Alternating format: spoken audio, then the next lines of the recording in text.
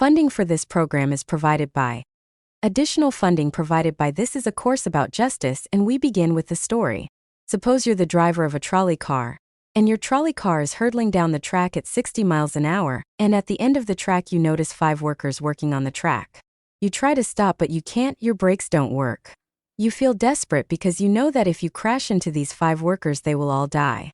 Let's assume you know that for sure. And so you feel helpless until you notice that there is off to the right a side track. At the end of that track there's 1 worker working on the track. Your steering wheel works so you can turn the trolley car if you want to onto this sidetrack, killing the 1 but sparing the 5. Here's our first question. What's the right thing to do? What would you do? Let's take a poll. How many would turn the trolley car onto the sidetrack? How many wouldn't? How many would go straight ahead? Keep your hands up, those of you who'd go straight ahead. A handful of people would. The vast majority would turn. Let's hear first. Now we need to begin to investigate the reasons why you think it's the right thing to do. Let's begin with those in the majority, who would turn to go onto the sidetrack. Why would you do it? What would be your reason? Who's willing to volunteer a reason? Go ahead, stand up. Because it can't be right to kill 5 people when you can only kill 1 person instead. It wouldn't be right to kill 5 if you could kill 1 person instead. That's a good reason. Who else? Does everybody agree with that reason? Go ahead. Well, I was thinking it was the same reason it was on September 11th. We regard the people who flew the plane into the Pennsylvania field as heroes because they chose to kill the people on the plane and not kill more people in big buildings. So the principle there was the same on September 11th. It's a tragic circumstance, but better to kill 1 so that 5 can live. Is that the reason most of you have, those of you who would turn? Yes. Let's hear now from those in the minority, those who wouldn't turn. Well, I think that same type of mentality justifies genocide and totalitarianism. In order to save one type of race, you wipe out the other. So what would you do in this case? You would, to avoid the horrors of genocide, crash into the 5 and kill them? Presumably yes. Okay, who else? That's a brave answer. Thank you. Let's consider another trolley car case and see whether those of you in the majority want to adhere to the principle. Better that 1 should die so that 5 should live. This time you're not the driver of the trolley car. You're an onlooker standing on a bridge overlooking a trolley car track. Down the track comes a trolley car. At the end of the track are 5 workers. The brakes don't work. The trolley car is about to careen into the 5 and kill them. And now you're not the driver. You really feel helpless until you notice standing next to you, leaning over the bridge, is a very fat man. And you could give him a shove. He would fall over the bridge onto the track, right in the way of the trolley car. He would die, but he would spare the 5. Now, how many would push the fat man over the bridge? Raise your hand. How many wouldn't? Most people wouldn't. Here's the obvious question. What became of the principle better to save 5 lives even if it means sacrificing 1? The principle that almost everyone endorsed in the first case. I need to hear from someone who was in the majority in both cases. How do you explain the difference between the two? The second one involves an active choice of pushing a person down, which I guess that person himself would otherwise not have been involved in the situation at all. And so to choose on his behalf, to involve him in something he would have escaped, is more than what you have in the first case where the 3 parties, the driver and the 2 sets of workers, are already in the situation. But the guy working, the one on the track off to the side, he didn't choose to sacrifice his life any more than the fat guy did he? That's true, but he was on the tracks. This guy was on the bridge. Alright. Who else can reconcile the reactions? Yes. In the first case where you have the 1 worker and the 5, it's a choice between those 2 and people are going to die because of the trolley car, not because of your direct actions.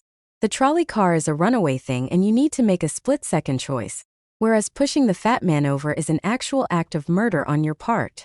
Someone replies, that's not a good reason because either way you choose who dies. Either turn and kill a person or push the fat man. It's still a conscious choice. More discussion continues about the difference between pushing someone and steering a trolley. Then the professor gives another variant. Suppose instead of pushing him he was standing on a trapdoor that could be opened by turning a steering wheel like that. Would you turn it? For some reason that still seems wrong. Fair enough. Now another case, a doctor in an emergency room. 6 patients come to you. 5 have moderate injuries. 1 is severely injured. You could spend all day treating the severely injured one, but then the 5 would die.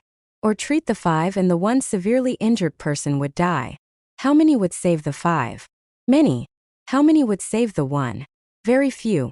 Same reason. 1 life versus 5. Now consider another doctor case. You are a transplant surgeon. You have 5 patients who each need an organ. In the next room is a healthy guy who came in for a checkup. You could take his 5 organs, he would die, but you would save the 5. How many would do it? Almost none. A student suggests killing one of the 5 weaker patients for organs to save the 4. The professor laughs and says he wrecked the philosophical point. We step back. The professor summarizes 2 emerging principles. The first, consequentialist moral reasoning, morality depends on consequences. Better that 5 should live even if 1 must die. The second, categorical moral reasoning, certain acts are simply wrong regardless of consequences. Many found it wrong to kill an innocent person, even to save more lives. We will explore consequentialism and categorical moral reasoning through utilitarianism, Bentham, and Kantian philosophy. The professor talks about exploring both classical philosophical texts and contemporary political issues to see how philosophy affects daily life and political life. He warns about the risks, personal and political, of studying philosophy. Philosophy unsettles us by confronting us with what we already know, making the familiar strange.